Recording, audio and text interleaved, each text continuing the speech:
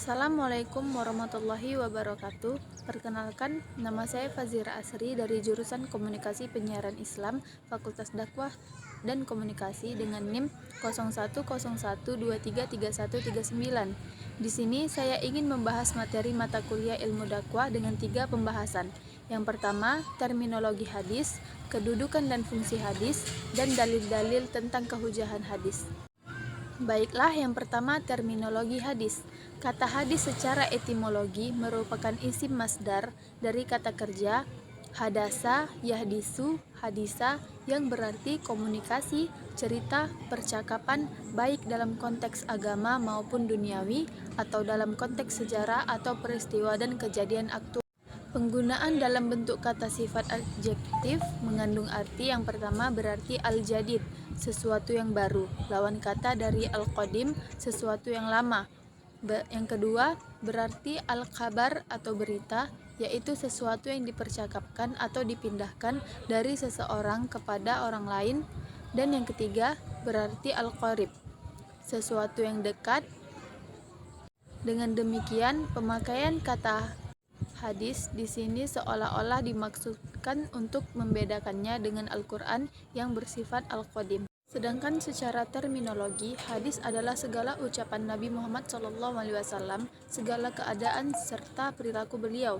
Menurut muhaditsin, segala apa yang disandarkan kepada Nabi Muhammad SAW, baik itu hadis ma'ru yang disandarkan kepada Nabi, hadis mauquf yang disandarkan pada sahabat, ataupun hadis maqtu yang disandarkan pada tabi'in. Menurut ushuliyyin, segala sesuatu yang disandarkan kepada Nabi SAW selain Al-Quran Al-Karim, baik berupa perkataan, perbuatan, maupun takrir Nabi Muhammad SAW yang bersangkut paut dengan hukum syara.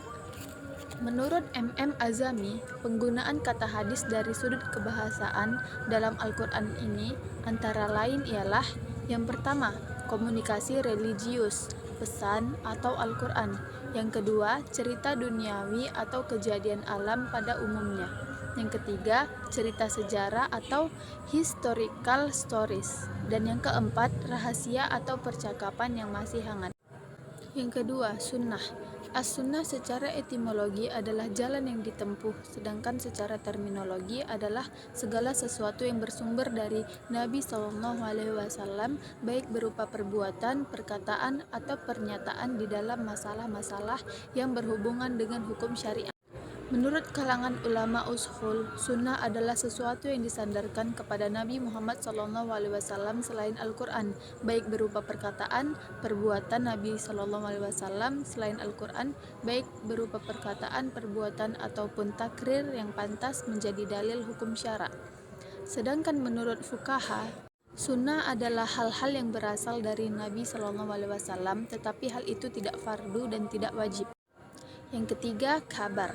Kabar menurut bahasa berarti al-naba, yaitu berita. Sedangkan menurut istilah terdapat 3 pendapat, yaitu yang pertama, kabar adalah sinonim dari hadis. Yang kedua, kabar berbeda dengan hadis. Dan yang ketiga, kabar lebih umum dari hadis. Sedangkan menurut tinjauan istilah, sebagaimana dikemukakan oleh Ibnu Hajar al-Asqalani, kabar adalah hadis-hadis yang termasuk marfu', mauquf, dan maqtu. Yang keempat, atsar. Atsar secara etimologi berarti bakiyat al-syai, yaitu sisa atau peninggalan sesuatu. Sedangkan pengertiannya secara terminologi ada 2 pendapat.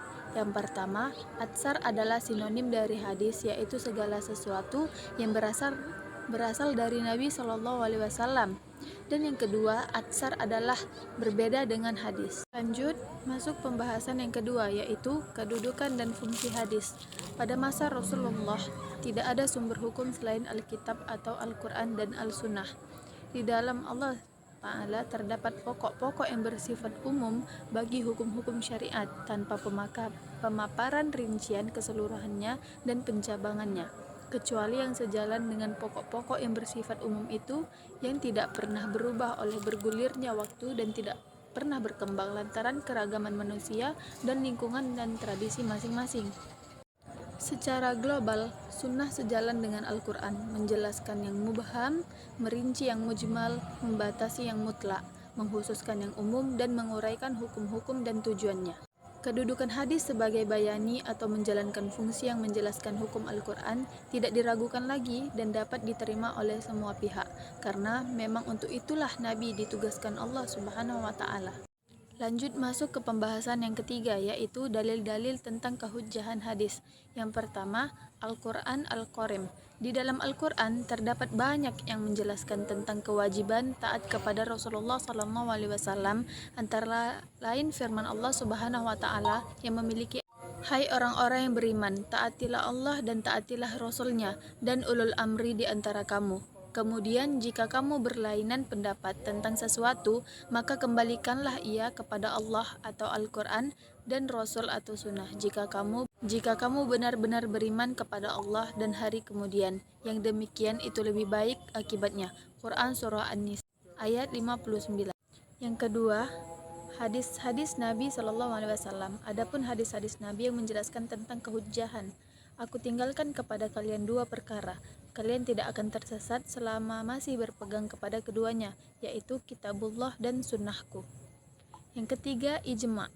Ijma atau ijma adalah kesepakatan para ulama dalam menetapkan suatu hukum-hukum dalam agama berdasarkan Al-Quran dan hadis dalam suatu perkara yang terjadi.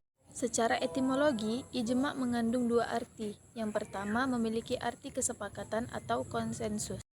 Yang keempat, pandangan al-Rai. Sesungguhnya mazhab Abu Hanifah, imam para ahli ra'yu, tidak pernah menolak sunnah, dan para imamnya masih berargumentasi dengannya, serta membangun hukum-hukum mereka berdasarkan sunnah. Kebanyakan pemecahan masalah-masalah juga didasarkan pada hadis dan riwayat, sebagaimana yang dapat kita saksikan pada berbagai buku dan mazhab. Yang kelima, pandangan para fuqaha. Dengan pasti akan kami tegaskan di sini bahwa semua fuqaha kaum muslimin dari berbagai mazhab dan kawasan, baik yang mempunyai mazhab yang masih bertahan, yang tinggal namanya saja, yang memiliki pengikut maupun yang tidak, mereka memandang penting mengambil sunnah, menetapkan hukum dengannya, serta merujuk kepadanya apabila ada bagian dari agama Allah yang sudah jelas bagi mereka dan tidak dapat dipertentangkan lagi.